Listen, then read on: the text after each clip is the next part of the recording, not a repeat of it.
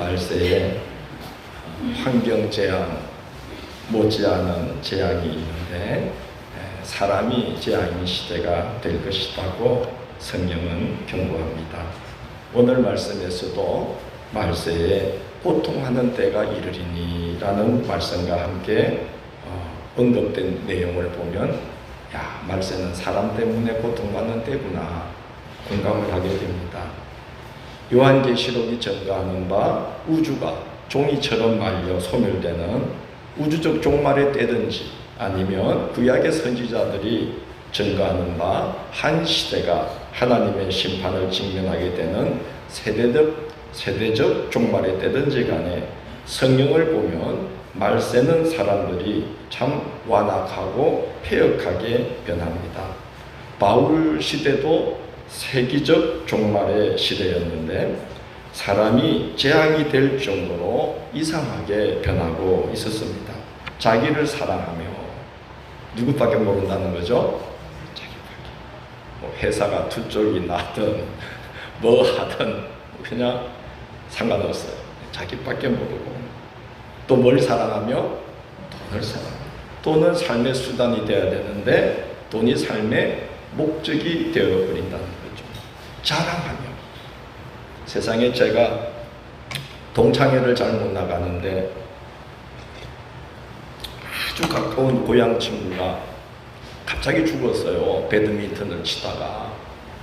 그래서 너무 가까운 친구라서 하관까지 다 하면서 장례식장에서 하루 종일 밤을 새게 되었어요. 친구들하고. 정말 몇십 년 만에 만난 동창인데 세상에 돈 자랑 얼마나 하는지 난 내세울 게 없어. 집 자랑 전부 아파트 난 내세울 게 없어. 나는 교회 뒤에 혹처럼 붙어있는 데서 평생 살아왔거든. 햇빛이 안 들어. 자랑할 게 없어. 근데 그런 자랑도 자랑이지만 들어보니까 부끄러운 일들을 서슴없이 자랑하는 거예요. 외도하는 이야기. 와, 그 자랑을 삼아 남자들끼리 앉아있으니까 깜짝 놀랐어요. 야, 얘들이 사회생활 하면서 이러고 살았구나. 그 중에 집사도 있었을 텐데. 자랑한다는 말은요, 이게 뭐 돈 자랑, 집 자랑 정도가 아니에요. 빌립보서 3장 19절을 보면 바울 사도가 말세적 정세를 보였던 당시 사람들에 대해서 이렇게 말합니다. 그들은 배로 하나님을 삼고 부끄러움을 영광으로 알며 부끄러움을 영광으로 안다는 거예요. 자랑한다는 거예요. 미국의 목회자들이 요즘 가장 곤혹스러워하는 일이 뭔가 하면 동성 커플이 와서 주례를 부탁하는 거라는 겁니다. 자, 동성 커플이 왔어요. 목사님 주례해 주세요. 해야 될까요? 말아야 될까요? 우리는 단호하게 안 하지만 미국은 어떤 주에서는 그게 허용되어 있어요. 어떤 목회자가 신앙적 소신을 이유로 주례를 거부했는데 고발당했어요. 인권을 침해했다면서 동성 커플이 주 당국에 고발을 한 거예요.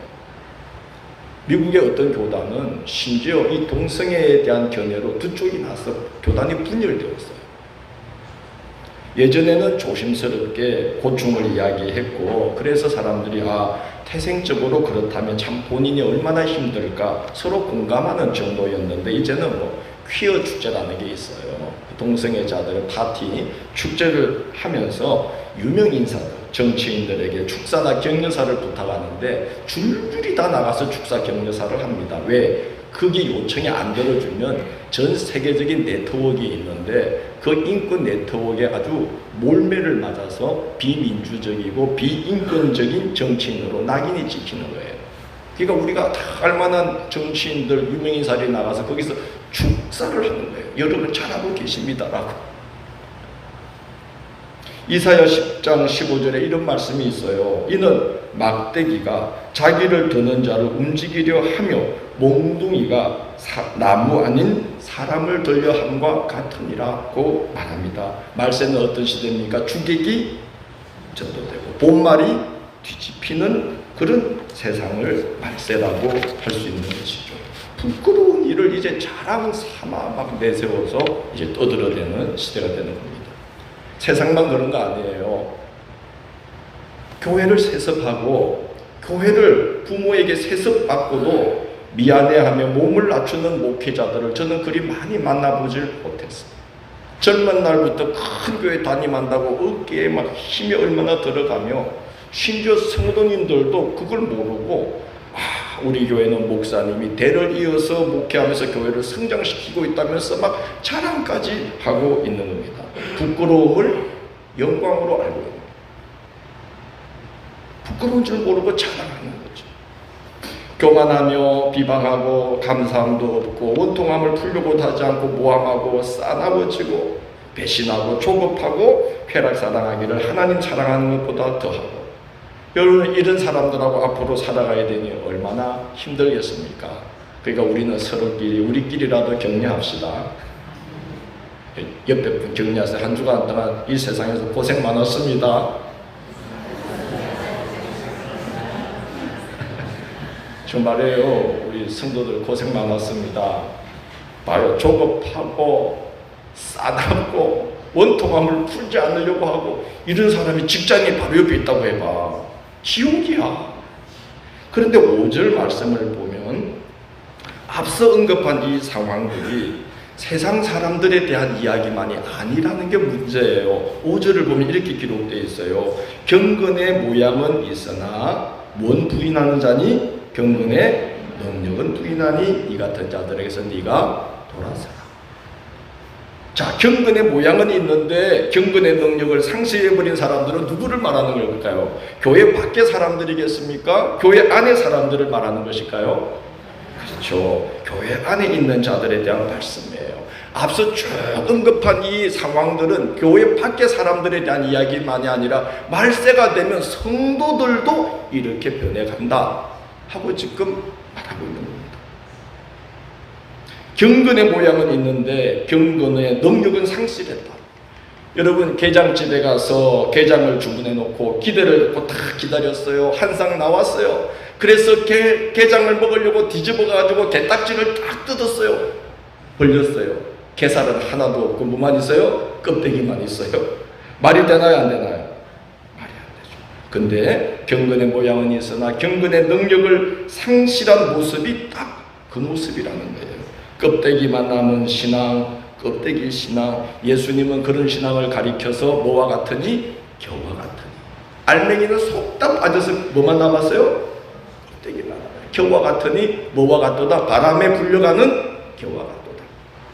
그렇게 말씀하셨어요. 속이 차있지 않고 껍데기만 남아있는 신앙이기 때문인데 절대 그러면 안 되는 이유를 여러 가지 비유로 말씀하셨어요. 나더러 주여 주여 하는 자마다 다 천국에 들어갈 것이 아니요 다만 하늘에 계신 내 아버지의 뜻대로 행하는 자라야 들어가리라. 그때 내가 그들에게 밝히 말하니 내가 너희를 도무지 알지 못하니 불법을 행하는 자들아 내게서 떠나가라 하리라고 말씀했습니다. 신랑을 기다리는 10처녀가 있었는데 5은 제의로 와서 등과 기름을 예배하고 5은 미련하여서 등만 준비하였더니 밤중에 갑자기 신랑이 오매 준비하였던 자들은 신랑과 본인 잔치에 들어가고 문이 닫힌지라. 미련한 5처녀가 주여 주여 우리에게도 열어주옵소서 하니 대답하여 이르시되 진실로 내가 너희에게 이르니 내가 너희를 도무지 알지 못하니라 하시니라. 계속 주님은 알지 못한다.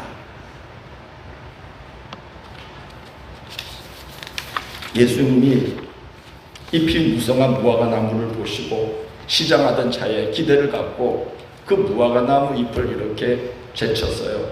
뭘 기대하신 거죠?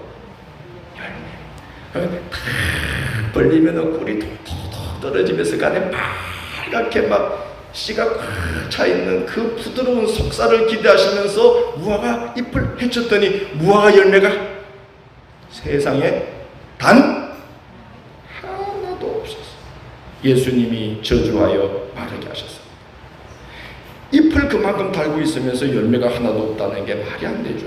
경건의 모양은 있으나 경건의 능력을 상실한 신앙인의 모습이 딱 그와 같은 모습이라는 거죠. 그런데 여러분, 왜 경건의 능력을 상실할까요? 지난주 말씀이 기억나실 겁니다. 그들은 경건하지 아니하며 어떻게 하다가 점점 아이고 다 잊어먹네. 그들은 경건하지 아니하면 점점 나아가라. 누구 이야기예요? 후메네오와 이야, 네, 이래서 설교를 매주 할 수 있는 거야. 후메네오와 빌레도. 예, 그들은 경건하지 않으면 점점 나아가다가 그만 선을 넘어버린 거예요. 그래서 바울은 디모데에게 엄하게 경고합니다. 이 같은 자들에게서 네가 어떻게 하라? 돌아서야 된다. 발끝만큼도 그들의 자리에 들어놓지 말아라. 여러분, 사람들이 아무리 그리 변한다 해도 디모데가 그럴 리가 있습니까? 대답해 보세요. 디모데가 그럴 리가 있을까요? 없을까요? 없겠죠. 그러나 바울이 왜 이렇게 말할까요? 바울은 사람이 변하는 게 한순간에 일어나는 것을 뼈저리게 경험했어요. 미리 한번 보겠습니다. 디모데후서 4장 10절 11절을 펴보십시오. 자, 대만은 뭘 사랑하여? 이 세상을 사랑하여 나를 떠나버렸어. 데살로니가로 갔고 그레스게는 갈라디아로 디도는 달마디아로 갔고 이제 누가만 나와 함께 있느니라. 14절에서 16절 보십시오. 구리 세공업자 알렉산더가 내게 해를 많이 입혔으며 주께서 그 행한 대로 그에게 갚으시리니 너도 그를 주우하라. 그가 우리 말을 심히 대적하였느니라. 내가 처음 복음을 변명할 때에 나와 함께 한 자가 하나도 없고 다 나를 어떻게 했으니?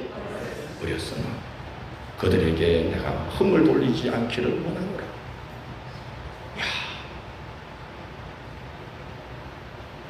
이 사람들이 누구냐?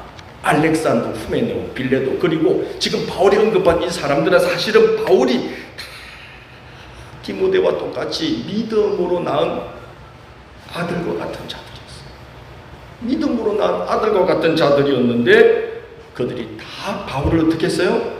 버리고 떠났어요. 진리에 등을 돌려버렸어요. 미혹의 영에 걸려들면 경건하지 않은 대로 점점 나아가다가 그렇게 되기 쉬워요. 그래서 바울은 디모데가 믿을 만한 신실한 제자임에도 불구하고 이 같은 자들에게서 네가 와라. 좀 대답해 봐요. 나도 힘들어 교회 날. 이 같은 자들에게서 네가 돌아서. 디모데마저 넘어지면 에베소 교회 어떻게 돼? 어떻게 돼? 끝나는 거잖아. 옆에 분한테 격려하세요. 당신이 하나님의 대안입니다. 성도님 안 계시면 우리 교회 끝납니다. 굳게 서 계십시오. 예, 우리 같이 작은 교회는 따라하세요. 대타가 없다. 대타가 없어요. 우리 교회는. 우리가 죽기 살기로 감당해야 돼. 할렐루야. 뭐가 없다? 대타가 없어. 에베소 교회에 대타가 있을까요? 없을까요? 지금 이 사람 저 사람 다 무너졌어. 박해에 무너지고 유대교가 회유해가지고 유대교로 돌아오면 온갖 좋은 기회를 준다고 막 이렇게 좋은 것들을 막 베푸니까 유대교로 다시 다 넘어가 버리고, 바울이 평생 예수 전하다가 그만 감옥에 갇혀서 이제 처형을 기다리니 야, 예수 믿다가 절이 되는구나. 다들 실족하고 다 이래지 넘어졌어. 이제 디모데마저 넘어지면 어떻게 되겠어요? 그래서 바울은 믿을 만한 디모데임에도 불구하고 사람 무너지는 거, 사람 변질되는 거, 사람 이상해지는 거 한순간이라는 것을 뼈저리게 겪었기 때문에 디모데만큼은 넘어지면 안 되기 때문에 이 같은 자들에게서 네가 뭐 하라? 돌아서야 된다. 바울은 그러한 데에 팔끝이라도 두드리면 어떻게 되는지를 당시 교회 안에서 일어났던 한 사건을 예로 듭니다. 경건의 모양은 갖추었으나 경건의 능력을 없는 자들이 그럴듯한 풍모와 말로 어리석은 여자들을 미혹하였습니다. 당시 여자들이 어리석었다는 말이 아니고 어리석은 여자들만 골라서 미혹했다는 말도 아니고 그 여자들이 미혹당했기 때문에 바울이 어리석은 여자들이라고 말하는 것이지 여자들이 어리석다는 말이 아니에요. 여러분, 신천지 하나님의 어머니 교회 통일교 이와 같은 이단들이 전국 단위의 집회를 열면 그들에게 미혹당한 어리숙한 사람들만 모여있을까요? 연단에 가보십시오. 내노라 하는 정치인들, 교수들, 의사 전문인들이 거기 상당히 많아요. 그 사람들이 어리석어서 넘어간 것이 아니라 넘어갔기 때문에 어리석은 거예요. 똑똑한데 헛똑똑인 거예요. 경건의 모양만 있고 경건의 능력은 상실한 자들은 이미 미혹당하여 진리에서 한참 떠나 있는 자들인데, 그들이 그냥 혼자만 미혹된 상태로, 혼자만 진리에서 떠난 상태로 가만히 있으면 다행인데 절대 혼자 그리고 있지 않다는 게 문제예요. 다른 사람들을 미혹하여 못쓰게 만듭니다. 그래서 바울이 지난 주일 말씀에 그들을 가리켜서 아주 심한 말까지 했어요. 그들은 무엇과 같아서? 악성 종려와 같아서. 그들 곁에 있으면 감염되어 버린다는 거예요. 가만히 있지 않는다는 거예요. 자기들만 믿음을 상실한 채로 가만히 있지 않는다는 거예요. 자기들만 경건의 능력을 상실한 채로 그냥 믿는 척하고 있는 게 아니라 옆에 함께 관계된 사람들을 함께 넘어지게 만드는 자들이라는 거예요. 바울은 그들을 가리켜서 얀네와 얀브레가 모세를 대적한 것과 같다고 비유합니다. 얀네는 그 이름 뜻이 유혹하는 자고 얀브레는 그 이름 뜻이 대적하는 자예요. 모세가 이스라엘 백성들을 가나안으로 이끌 때에 온 백성이 돌을 들어서 모세를 쳐서 죽이려고 했던 사건이 있었습니다. 모세가 죄가 있었나요? 없었어요. 근데 온 백성이 웬일인지 돌을 들고 그 수많은 백성들이 모세를 돌로 쳐서 죽이려고 했었어요. 왜 그런 일이 일어났습니까? 고라라는 한 사람으로부터 시작되어서 그 옆에 있던 다단과 아비람과 온이 합세를 하고 이 네 사람의 말에 이스라엘 지도자 250명이 다 미혹을 당해가지고 그들이 백성들을 선동하며 온 백성들이 모세와 아론을 향해서 돌을 들고 너만 하나님의 종이냐, 우리도 레위인데 너만 제사를 집례하냐 이러면서 이제 모세를 대적한 사건이 일어났습니다. 얀네 미혹하는 자, 얀브레 뭐하는 자? 대적하는 자. 유대 문헌이나 외경에 보면 얀네와 얀브레라는 실제 인물 이야기도 나와요. 모세를 대적하여 이 바로 왕의 마음이 하나님의 말씀을 거역하도록 거짓 마술을 부렸던 애굽의 술사들의 이름이 얀네와 얀브레라는 그런 기록도 있습니다. 어쨌든 경건의 모양은 있으나 경건의 능력을 상실한 자에게 미혹당하면 그들과 똑같이 되는 것은 당연한 일인 것입니다.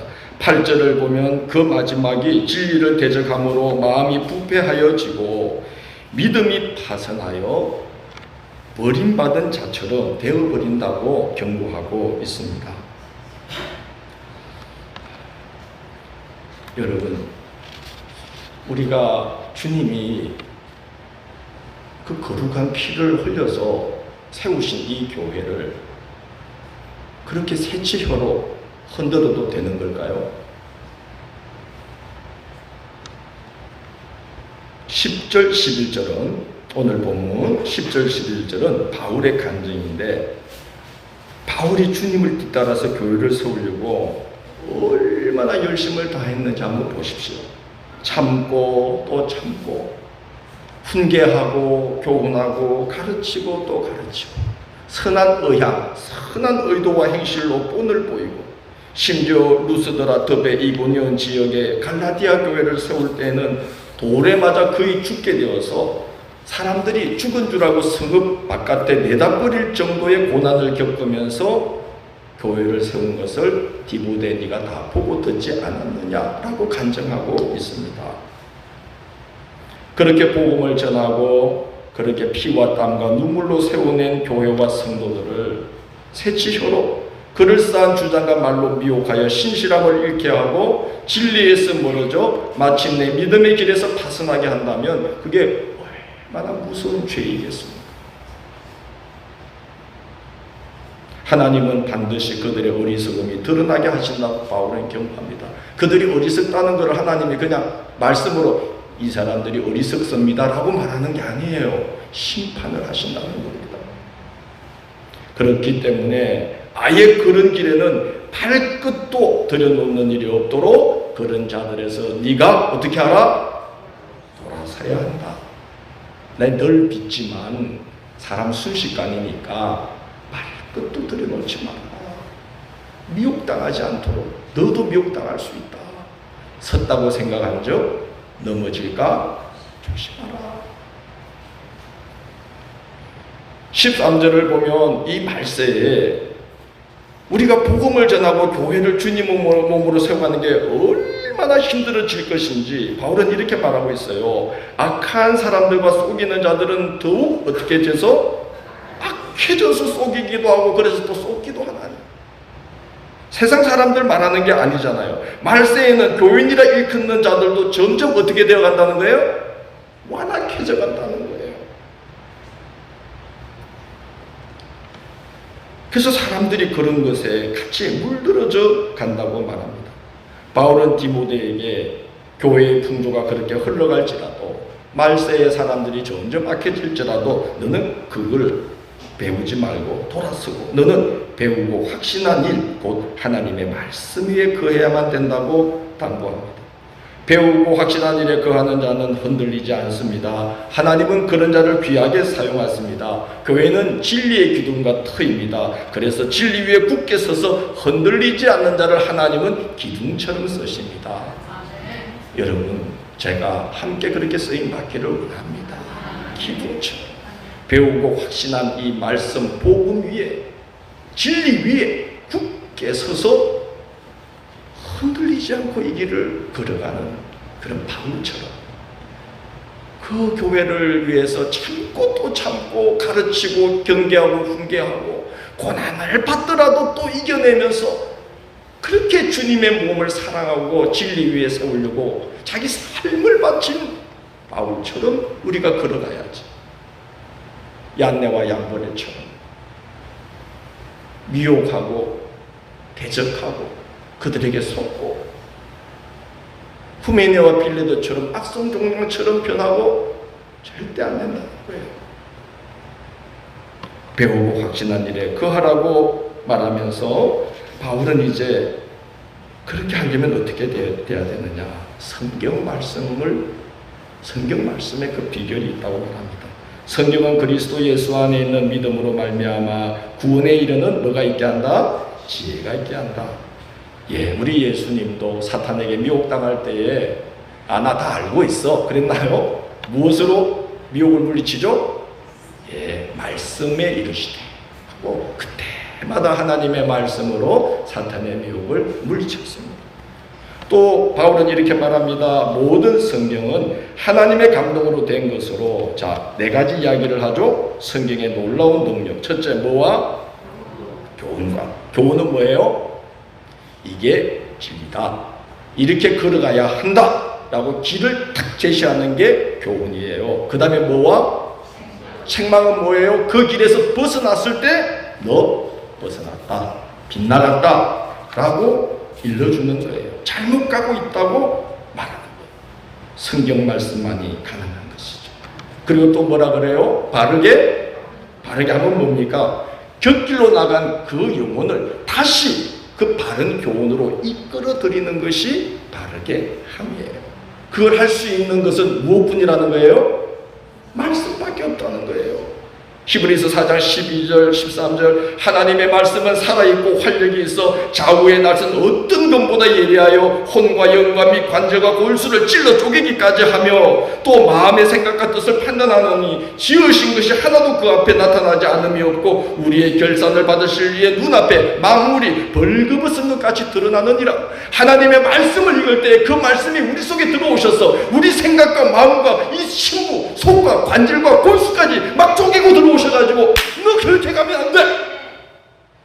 잘못 가고 있는 거야. 진리로 돌아서야 돼. 미혹당하지 마. 이렇게 일러주신다는 거예요. 말씀을 봐야 되는 거예요. 내가 이만큼 믿었는데 뭐 나 다 알아. 아니에요. 예수님도 무엇으로 대적했어요? 말씀으로. 말씀만이 우리를 잘못된 데서 책망해 주시고 그 책망과 우리를 바르게 한 길로 이끌어 주실 수 있는 거예요. 말씀만.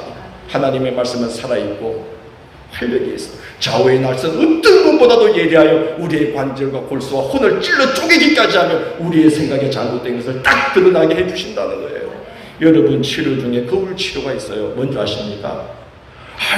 내가 뭐 먹는 게 아무것도 없어. 내가 뭘 먹는다고 이게 살이 찌는지 몰라. 병원에 갔어. 뭘 줘. 이걸 딱 붙여놓으세요. 집에 가서 붙여놔. 그리고 며칠 만에 갖고 오세요. 갖고 가서 의사 선생님이 쫙 모니터에 보여줘. 세상에 밥을 먹고 나서 또 앉아가지고 비스켓 먹고 있고, 또 가만 보니까 또 뭐 지포를 뜯어가지고 먹고, 또 좀 있다가 뭐 바나나 먹고 또 좀 있다가, 자기는 몰라 그렇게 먹는지. 무슨 치료죠? 거울 치료. 세상에 부모와 자식 간에 이게 의가 갈라져서 고민돼서 갔네. 의사 선생님 또 줬어. 붙였어. 야, 자기가 애한테 그런 말을 하고 있는지 몰랐던 거야. 애 속을 팍팍 찌르는 말을 하고 있는지. 애도 부모에게 어떻게 대들고 있는지는 몰랐던 거야. 같이 앉아서 거울을 보고 모니터를 보고 서로 울어. 미안하다. 내가 말을 너무 심하게. 엄마 죄송해요. 저도 너무 엄마한테 대들었네. 무슨 치료? 거울 치료. 여러분, 이 거울 치료의 놀라운 능력이 어디에 있는 거예요? 말씀. 하나님의 말씀은 살아있고 활력이 있어 좌우의 어떤 날성금보다도 예리하여 혼과 영과 및 관절과 골수를 찔러 쪼개기까지 하며 또 마음의 생각과 뜻을 드러내나니. 말씀은 우리를 책망하면서 바르게 해주십니다. 인도해 주십니다. 그리고 의로 교육하기에 유익하다는 말은 이제 그 바른 길을 끝까지 갈 수 있도록 지탱해 준다는 거예요. 뭐가? 말씀이. 그때마다 말씀이 탁탁탁 우리를 붙들어 주어서 바른 길을 한 걸음 내디딜 수 있다는 것이죠. 이는 하나님의 사람으로 온전하게 하며 모든 선한 일을 행할 능력을 갖추게 하려 합니다. 말씀만이 우리를 온전한 진리 위에 세우고 하나님의 사람으로 능력을 갖추고 하나님의 일을 할 수 있게 해주신다는 거예요.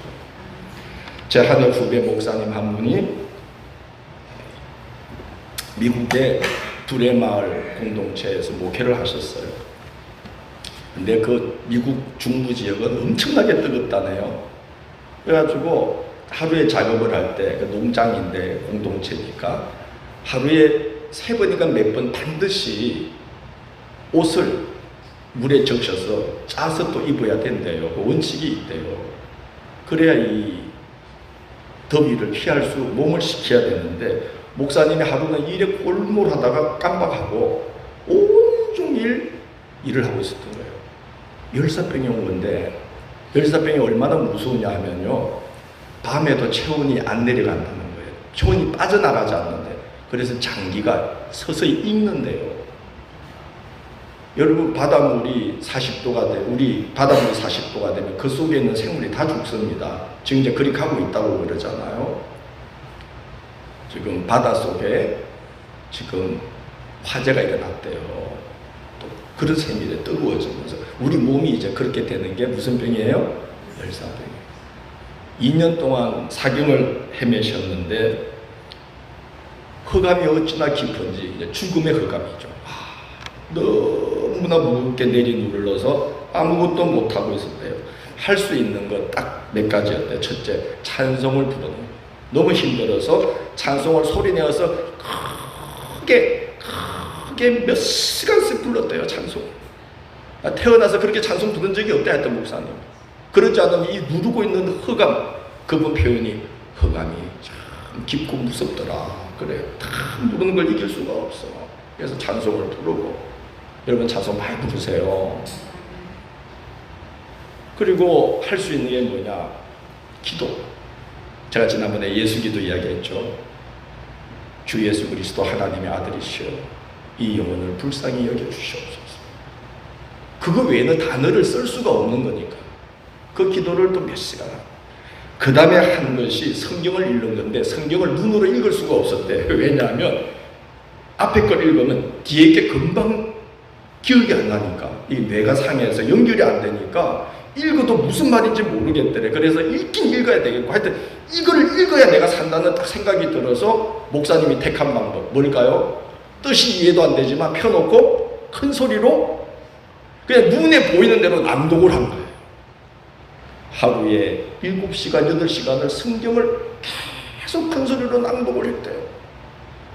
그러기를 2년을 했는데 놀랍게 2달에 한 번씩 요한계시록에서 아니지 어디죠? 창세기에서 요한계시록까지 2달에 한 번씩 통독을 하게 되더래요. 뜻은 모르지만 그냥 읽었대. 태초에 하나님이 천지를 창조하시니라. 땅이 공허하고 흑암이 그 위에 있으면 그러면 그 앞에 거 다 잊어버려. 태초에 하나님이 잘 몰라? 그래도 그냥 눈에 보이는 대로 읽었다는 거예요. 그런데 그렇게 한 어느 날 2년쯤 지났는데 그분 표현이 뭐 광명이 있는 것도 아니고 미세한 빛 한 줄기가 자기 영혼 속에 비춰지더래요. 미세한 빛 한 줄기가 비춰지는데 흑암을 이길 수 있겠더래요. 야, 하나님의 빛이 들어오니까 그 죽음의 공포와 그 무거운 흑암을 이겨낼 수 있겠더라고요. 뭐 마음이 어두운 데가 조금도 없이 환히 비춰주신 것도 아니라 그냥 성경을 읽고 또 읽는 중에 빛 하나가 탁 던져지더래요. 그래서 이제 의식이 돌아오기 시작하면서 목사님이 회개를 했대.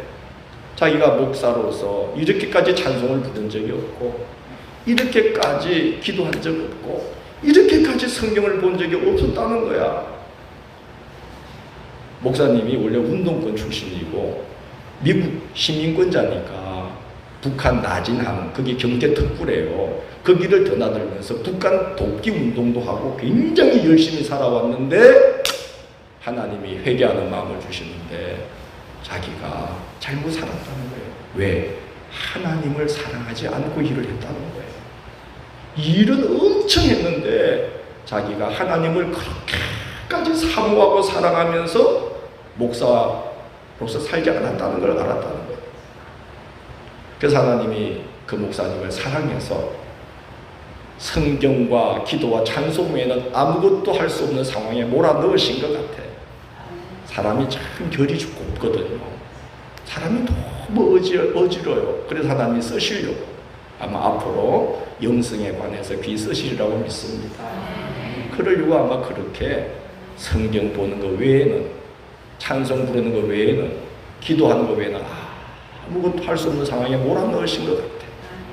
그래서 성경 읽고 기도하고 찬송 부르고 그것도 입으로 크게 낭독해서 하루에 몇 시간씩 할 수밖에 없는 상황을 하게 하시면서 빛을 다 던져주시고 깨달음을 주신 거죠. 내가 하나님을 사랑하지 않고 하나님의 일을 했었구나. 고린도서 13장 말씀이 맞죠. 네가 천사의 말을 할지라도 뭘 할지라도 뭐가 없으면, 사랑이 없으면 아무것도 내세울 게 없구나. 하나님을 사랑하지 못했구나. 하나님을 품고 살지 못했구나. 그걸 깨닫게 되었대요. 그래서 요즘은 이제 성경을 그게 습관이 돼가지고 하루에 몇 시간씩 읽으셔요. 이제 기도에 전념하셔요. 그리고 자기 세상에서 입을 열어서 크게 찬송 부르는 게 너무 행복하대요. 예, 성경 말씀에 이와 같은 능력이 있습니다. 뭐 그렇다고 해서 여러분이 몇 시간씩 할 수는 없지만 여러분 말씀 읽지 않고 하루가 지나가는 일이 혹시 있습니까? 하나님 사랑한다고 말할 수가 있을까요? 아버지 마음인데 성경은 하나님이 우리에게 주신 편지인데 그 편지 안 읽고 하루를 시작하고 하루를 끝낸다. 그 하나님의 은혜를 찬미하는 찬송을 내가 입으로 크게 외쳐 부르지 않고 하루가 넘어간다. 주의 이름, 그 놀라운 권세, 그 이름 어디에다 비할 때가 있으랴. 그 귀한 이름으로 기도하지 않으며 하루를 산다. 말이 되나요, 안 되나요? 안 되잖아. 하나님 사랑한다고 말할 수 있는 게 아니잖아요. 그럴 때 우리 잘못하면 경건의 모양은 있으나 경건의 능력은 부인하는, 능력을 다 잃어버린 채 껍데기만 갖고 교회를 떠나다는 신앙이 될 수 있고, 그러면 기억하십시오. 주님 앞에 딱 섰을 때에 주님이 천국으로 들여보내줄 수 없어. 왜? 내가 너를 도무지 알지 못한다. 가뜩이나 성형수술들을 해가지고 하나님도 헷갈리신다는데 껍데기만 남아갖고는 더 모르신다.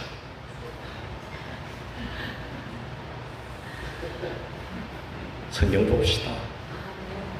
부탁이에요. 찬송 부릅시다. 특권이잖아.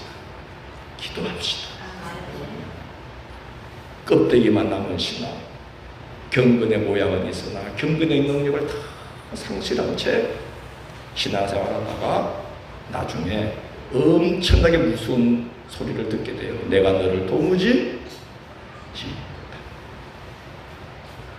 이 땅에서 잘 먹고 잘 살고 되지만 그러든가 말든가 이러면 나는 할 말 없어요.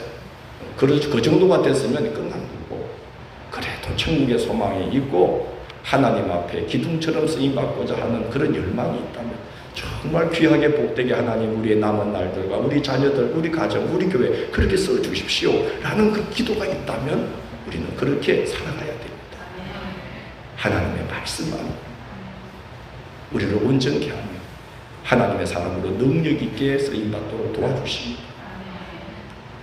꼭 매일매일 할 수 있다면 새벽에 기도를 나오시고 그러면 자동으로 하게 됩니다. 그게 어렵다는 가정에서라도 꼭 시간을 구별하고 장소를 구별해서 하나님 앞에 서시며 주님을 사랑하시기를 주의 이름으로 부탁드립니다.